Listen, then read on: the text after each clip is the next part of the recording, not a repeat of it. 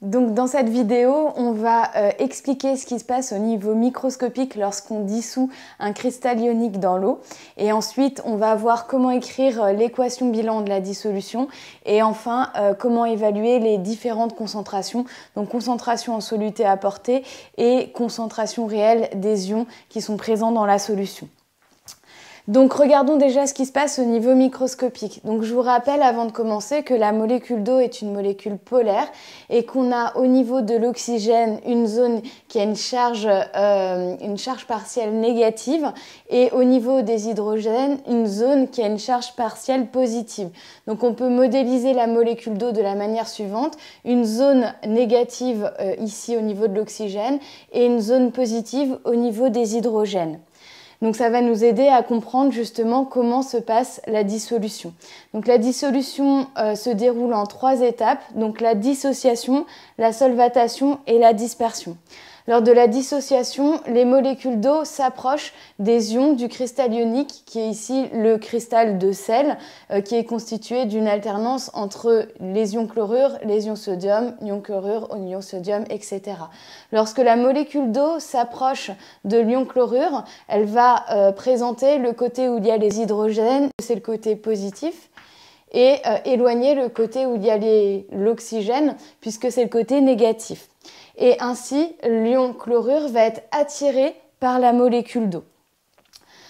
Par contre, ça va être l'inverse pour l'ion sodium qui est là. Donc la molécule d'eau va s'approcher du côté de l'oxygène, qui a une zone négative ici, et va mettre de l'opposé les hydrogènes qui sont une zone positive ici.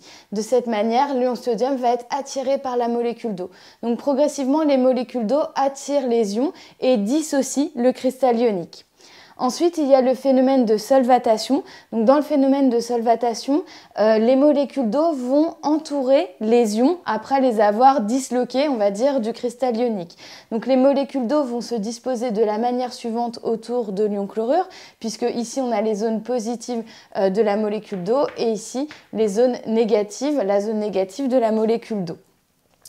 Pour l'ion sodium, ça va être l'inverse. Donc les molécules d'eau vont se disposer de cette manière autour de l'ion. Donc puisqu'ici au niveau de l'oxygène, on a une partie négative et au niveau de l'hydrogène, une partie positive.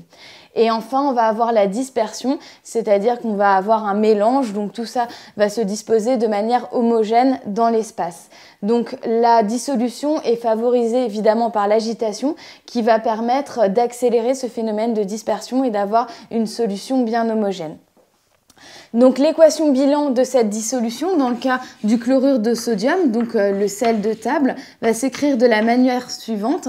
Donc NaCl, donc la formule du cristal ionique de sel, va donner donc Na+, aqueux, plus Cl-, aqueux. Donc on ne fait pas figurer l'eau puisque l'eau ici est tout le temps présent, on va dire, dans cette dissolution. Et donc on indique juste que le cristal ionique se sépare en ion Na+, donc sodium solvaté, donc aqueux, et en ion Cl-, solvaté, c'est-à-dire entouré de molécules d'eau, aqueux. Donc on va voir maintenant le cas d'un cristal où il n'y a pas seulement un anion et un cation, mais où il y a un cation et 2 anions. Donc le cristal de formule CaF2, donc solide, va donner l'ion Ca2+, aqueux, et 2 ions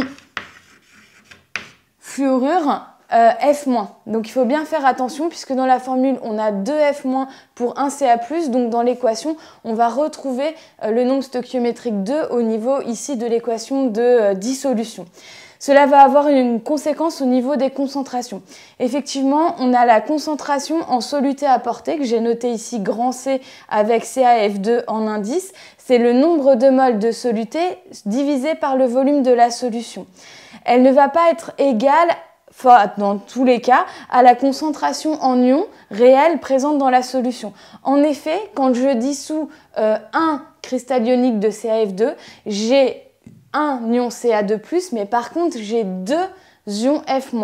Donc, en fait, la concentration en ion Ca2+, va être égale à la concentration en soluté apportée C de CaF2. Par contre, j'ai 2 fois plus de F- que de cristal, de cristaux de CaF2.